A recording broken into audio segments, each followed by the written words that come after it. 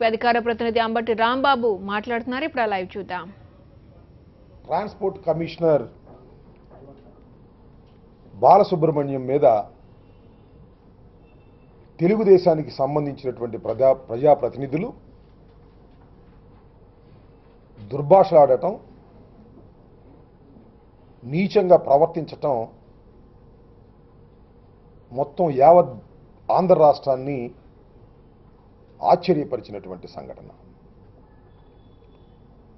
కేశినేని నాని గారు member of parliament, Bonda Uma గారు member of legislative assembly, Buddha Venkanna గారు member of legislative council, Nagula Meera AP police housing చైర్మన్గా మొన్న నియమించబడినటువంటి వ్యక్తి.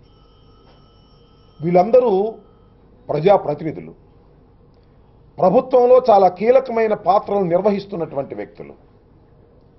సాక్షాత్తు వీరందరూ వెళ్ళి ఒక ఐపీఎస్ అధికారి మీద దౌర్జన్యం చేసినటువంటి సంఘటన.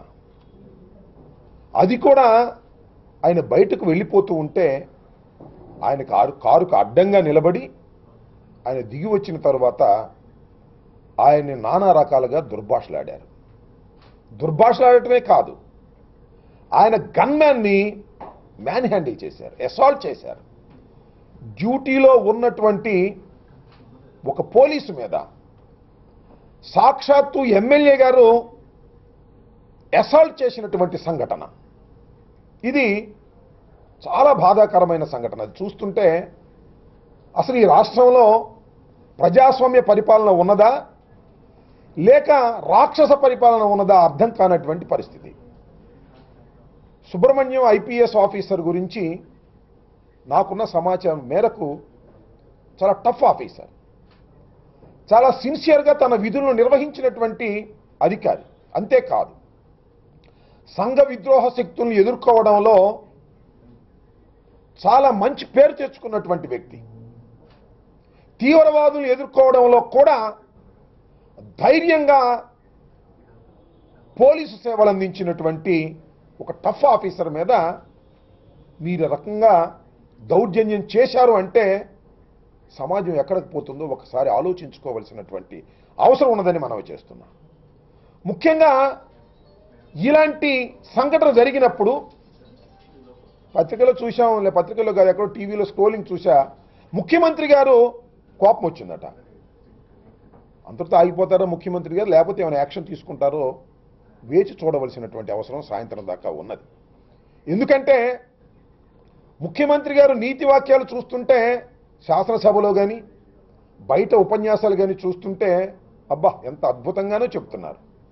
కానీ ఆయనకు అత్యంత సన్నిహితులైనటువంటి ప్రజాప్రతినిధులు ఒక అధికారి మీద, ఎందుకోసం ఈ అధికారి మీద దౌర్జన్యం చేశారా అంటే వ్యాపార తగాదాలు, వేరే ప్రజాస్వామ్యానికి సంబంధించినవి కాదు, ప్రజలకు సంబంధించిన సమస్యల మీద కాదు, కేవలం కేశినేని నాని గారికి ఉన్నటువంటి కేశినేని ట్రావెల్స్, దానికి పోటీగా ఉన్నటువంటి ఆరెంజ్ ట్రావెల్స్కి సంబంధించినటువంటి అంశంలో బహుశా ట్రాన్స్పోర్ట్ అధికారులు న్యాయంగా వ్యవహరిస్తూ ఉండుంటారు.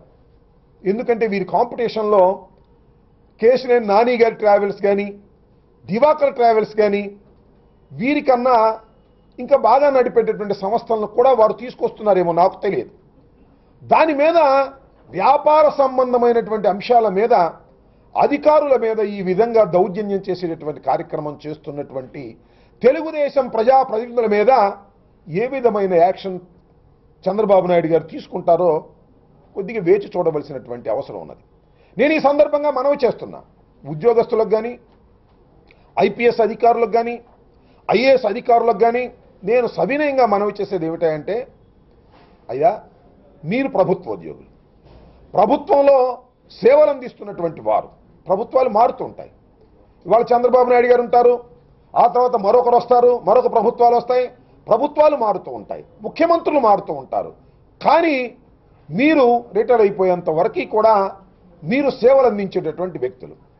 ఇదేంటి సంఘటనే మరి జగన్మోహన్ రెడ్డి గారు ఇంతకు ముందు దివాకర్ ట్రాన్స్పోర్ట్కు సంబంధించినటువంటి యాక్సిడెంట్ విషయంలో జగన్మోహన్ రెడ్డి గారు ప్రమాదం జరిగిన తర్వాత హాస్పిటల్కు వెళ్ళి అక్కడ ప్రమాదానికి గురి అయినటువంటి ట్రావెల్స్కి సంబంధించినటువంటి డ్రైవర్ని డెడ్ బాడీని పోస్ట్ మార్టం చేయకోకుండా పంపించి వేస్తున్నటువంటి సంఘటనను పురస్కరించుకొని కలెక్టర్ గారికి వార్నింగ్ ఇచ్చారు. అయ్యా, మీరు ఈ విధంగా పంపిస్తే చట్టబద్ధంగా అన్యాయం జరుగుతుంది, మీరు రూల్స్కు వ్యతిరేకంగా ప్రవర్తిస్తున్నారు, మీరు జైలుకి వెళ్ళే ప్రమాదం కూడా ఉంటుంది అని చెబితే దాని మీద ఏం చేశారో మీరు అందరూ చూశారు. జగన్మోహన్ రెడ్డి గారి మీద ఒక అపోజిషన్ లీడర్ ఆ రోజున ప్రజా సమస్య కోసం వెళ్ళారు తప్ప వ్యాపార సమస్య కోసం కాదు, ఆయన మీద కేసు పెట్టారు. కేసు పెట్టడమే కాదు, మంత్రివర్గం సమావేశమై ఒక తీర్మానం చేసింది. ఏమిటి అన్యాయం అంటున్నా?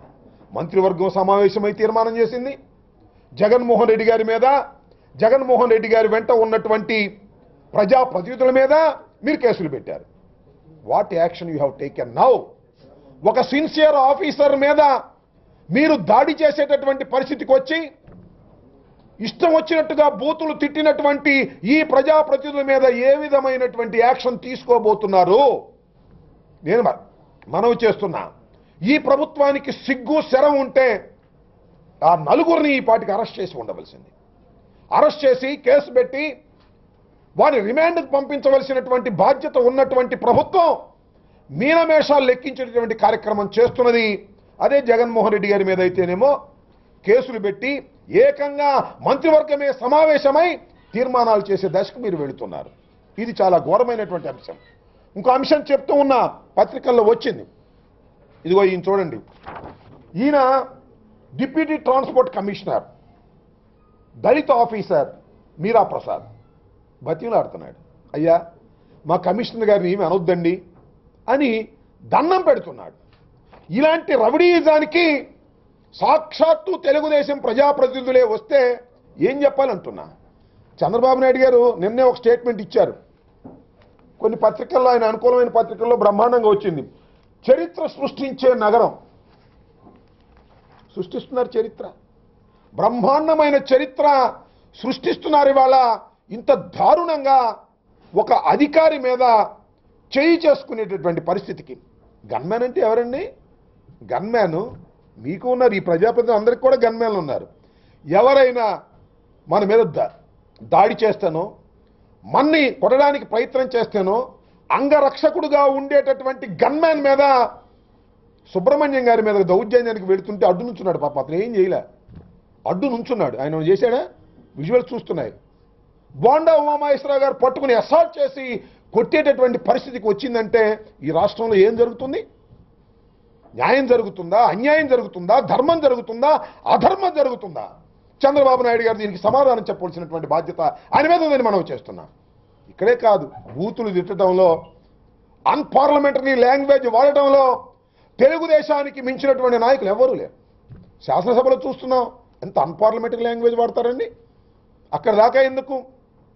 దివాకర్ ట్రాన్స్పోర్ట్కు సంబంధించినటువంటి జేసీ దివాకర్ రెడ్డి తమ్ముడైనటువంటి ప్రభాకర్ రెడ్డి ఎంత అన్పార్లమెంటరీ లాంగ్వేజ్ వాడాడు.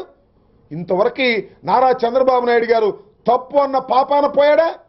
అక్కడ తప్పండు. ఇవాళ ఏదో జగన్మోహన్ రెడ్డి గారిని తిట్టారు కదా అని చెప్పేసి చంద్రబాబు నాయుడు గారు ఆనందపడిపోతే చివరికి ఇవాళ ఒక సిన్సియర్ ఐపీఎస్ ఆఫీసర్ మీద తిట్ల పురాణం చేసి కొట్టేటటువంటి పరిస్థితికి వెళ్ళారు. నిన్న జగన్మోహన్ రెడ్డి గారి మీద తిడతారు, ఇవాళేమో అధికారులు తిడతారు. చంద్రబాబు రేపు నిన్ను కూడా తిడతారు. ఏమీ తొందరపడవలసిన అవసరం లేదని మనం చేస్తున్నాం. నేను నిన్న మొన్న అసెంబ్లీలో చూశా, ఆదినారాయణ రెడ్డి గారు తెలుగుదేశం పార్టీలో చేరినటువంటి వ్యక్తి, జ్యోతుల్ నెహ్రూ గారు మా పార్టీ నుంచి తెలుగుదేశం పార్టీలోకి వెళ్ళినటువంటి వ్యక్తి, అలాగే మోహన్ రెడ్డి గారు కర్నూలులో మా పార్టీ నుంచి తెలుగుదేశంలోకి వెళ్ళినటువంటి వ్యక్తి, జగన్మోహన్ రెడ్డి గారి మీద అసెంబ్లీలో తీర్మానం పెట్టి ఈ ముగ్గురు చేత చంద్రబాబు నాయుడు గారు మాట్లాడించారు. పచ్చి బూతులు మాట్లాడారు. శాసనసభ సాక్షిగా ఇష్టం వచ్చినట్టు మాట్లాడుతుంటే గౌరవ స్పీకర్ గారు, గౌరవ ముఖ్యమంత్రి గారు ముసిముసి నవ్వులు నవ్వుకుంటున్నారు. ఇదేనా ప్రజాస్వామ్యం అంటున్నా. నేను ఒక్కటే మనవి చేస్తున్నా ఈ సందర్భంలో, ఆ ముగ్గురు వ్యక్తులు నెహ్రూ గారు కానీ, ఆదినారాయణ గారు కానీ, మోహన్ రెడ్డి గారు కానీ, ఈ ముగ్గురు ఆ శాసనసభలో నిలబడి మాట్లాడేటటువంటి అర్హత వచ్చింది అంటే అది కేవలం ఫ్యాను గుర్తు మీద గెలవబట్టి వచ్చింది. అలాంటి వారి వాళ్ళ చంద్రబాబు నాయుడు గారి మెప్పు పొందటం కోసం జగన్మోహన్ రెడ్డి గారిని శాసనసభలో దూషిస్తుంటే చంద్రబాబు నాయుడు గారు ఈకైకలు పక్కపక్కలు నవ్వుకుంటా ఉన్నారు అంటే ఎక్కడికి వెళ్తుంది ఈ సమాజం? నిజంగా వారికి సిగ్గు కానీ లజ్జ కానీ ఏదైనా ఉంటే రాజీనామా చేసి మళ్ళా సైకిల్ గుర్తు మీద గెలిచి జగన్మోహన్ రెడ్డి గారిని దూషించమనండి, విమర్శించమనండి. తప్పేమి లేదు, విమర్శించవచ్చు. జగన్మోహన్ రెడ్డి గారిని విమర్శించవచ్చు, చంద్రబాబు నాయుడు గారిని విమర్శించవచ్చు. కానీ నువ్వు ఏ పార్టీలో గెలిచావో ఆ పార్టీ సభ్యత్వంతో శాసనసభలో నుంచుని నువ్వు మాట్లాడుతున్నావంటే అంతకన్నా సిగ్గు ఏం కావాలంటున్నా? తల్లి పాలు దాగి రొమ్ము గుద్దారంటారే, ఇంతకన్నా చక్కని ఉదాహరణ ఏం కావాలి? మా పార్టీ తరపున గెలిచి మా పార్టీ తరపున శాసనసభకు వెళ్ళి చంద్రబాబు నాయుడు సంఖ కింద దూరి ఇవాళ జగన్మోహన్ రెడ్డి గారిని దూషించే పరిస్థితికి ఇవాళ ఈ ముగ్గురు నాయకులు వచ్చారంటే ఒకసారి మీరు ఆలోచన చేసుకోమని మనవి చేస్తున్నా. మీరు సిగ్గుపడాలని మనవి చేస్తున్నా.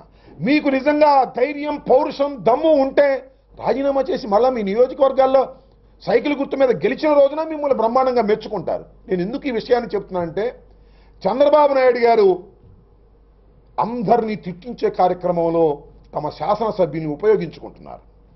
ఆ క్రమంలోనే ఇవాళ ఐపీఎస్ ఆఫీసర్ మీద కూడా తిట్ల పురాణం, దౌర్జన్యం చేస్తున్నారు. దీనికి కారణం చంద్రబాబు నాయుడు గారి వైఖరి తప్ప మరొకటి కాదు. నేనేమి బోండా ఉమని తప్పు పట్టడంలా, నేనేమి బుద్ధా వెంకరని తప్పు పట్టడంలా, నేనేమి కేశినేని నానిని తప్పు పట్టడం. ఎందుకంటే మీ గురువుగారు ఆదేశాలు అలా ఉన్నాయి. మీ గురువుగారు అందువలనే మీకు ప్రోత్సాహం ఇస్తున్నారు. బోండా ఉమ గారికి కానీ లేదా బుద్ధా వెంకన్నకు కానీ, బుద్ధా వెంకన్న గారికి ఎమ్మెల్సీ ఇచ్చారు. కారణం ఏంటంటే విజయవాడలో బాగా రవిడీయుధం చేస్తాడు అని. నేను ఒక్కడి మనవి చేస్తున్నా. మీరు పోలీసులను అడ్డం పెట్టుకొని ప్రజల మీద దౌర్జన్యం చేస్తున్నారు. ఇవాళ పోలీసుల మీద దౌర్జన్యం చేస్తున్నారు అంటే అర్థం ఏమిటి? IPS officer is a sincere officer. ఒకప్పుడు టెర్రర్ చేశాడు తీవ్రవాదుల్ని. అలాంటి వ్యక్తి మీదే మీరు ఇవాళ చెయ్యి చేసుకునే స్థాయికి వెళ్ళారు అంటే ఏమిటి మీ ఉద్దేశం అని అడుగుతా ఉన్నా. కలకాలం ఈ రాష్ట్రంలో మీరే పరిపాలన చేద్దామని అనుకుంటున్నారా? అధికారులు ఇక మీ చెప్పు చేతల్లోనే బ్రతకాలని అనుకుంటున్నారా? చాలా దుర్మార్గమైనటువంటి ఆలోచన ఇవాళ చంద్రబాబు నాయుడు గారు తెలుగుదేశం పార్టీ చేస్తున్నదని మనం చేస్తున్నా. దీనికి ప్రధానమైనటువంటి కారణకుడు చంద్రబాబు నాయుడు గారు తప్ప ఈ ముగ్గురు కాదనేది నా అభిప్రాయం. చంద్రబాబు నాయుడు గారు ఇప్పటికైనా చెప్పాలని మనం చేస్తున్నా. మీరు ఇప్పటికైనా బయటకు వచ్చి ఇది తప్ప రైటా చెప్పండి. బహుశా చంద్రబాబు నాయుడు గారు సుబ్రహ్మణ్యం గారిని పిలిచి ఆయన్ని బెదిరించో బతిమలాడో రాజీ చేసే కార్యక్రమం చేస్తారు. ఎందుకంటే వనజాక్షిని ఆ విధంగానే చింతమనేని ప్రభాకర్కి జరిగినటువంటి ఈ సంఘటనలో కూడా వనజాక్షిని బెదిరించి రాజీ చేశారు. నిన్న మాట్లాడిన మాటలు కూడా మనం చూశాం. ఏమన్నారంటే నువ్వు బదిలీ చేస్తే ఎక్కడ పోతావో తెలుసా? ఏమనుకుంటున్నావు నువ్వు? పార్లమెంట్ సభ్యుడు అంటే లెక్కలేదా? లెక్క ఎందుకు ఉండదు? ఐపీఎస్ ఆఫీసర్ తప్పనిసరిగా పార్లమెంటు సభ్యుల్ని గౌరవిస్తారు. కానీ నువ్వు